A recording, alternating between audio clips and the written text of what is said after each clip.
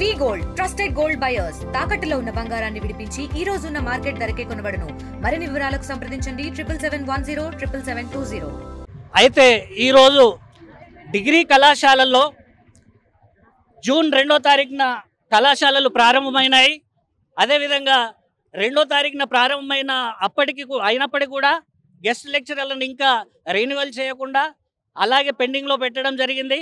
కాబట్టి ఈరోజు ఒక 90 రోజుల ఆల్మనాక్లో పిల్లలకు ఒక సెమిస్టర్కు 90 రోజులు వర్కింగ్ డేస్ ఉంటాయి, క్లాసులు నడుస్తాయి. ఆ 90 రోజుల ఆల్మనాక్లో 40-45 రోజులు వృధాగా గడిచిపోయాయి.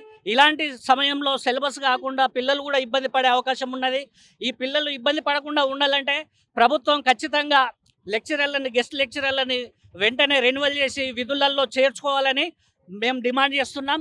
అదేవిధంగా ఈరోజు గెస్ట్ లెక్చరర్ల పరిస్థితి ఎట్లా ఉందనంటే ఓన్లీ ప్రభుత్వ డిగ్రీ కళాశాలల్లో ఉండే గెస్ట్ లెక్చరర్లు మాత్రమే ప్రతి సంవత్సరం నోటిఫికేషన్ రావడం మరియు డెమో విధానాన్ని పెట్టడం, ఇంటర్వ్యూస్ పెట్టడం.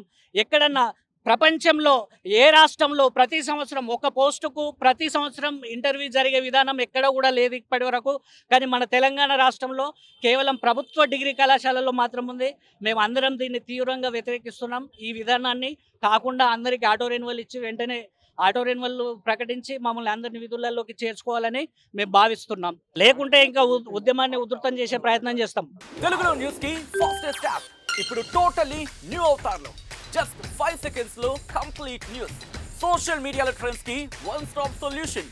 Live TV app voice search option తో ఇప్పుడే డౌన్లోడ్ చేయండి లేదా అప్డేట్ అయిపోండి.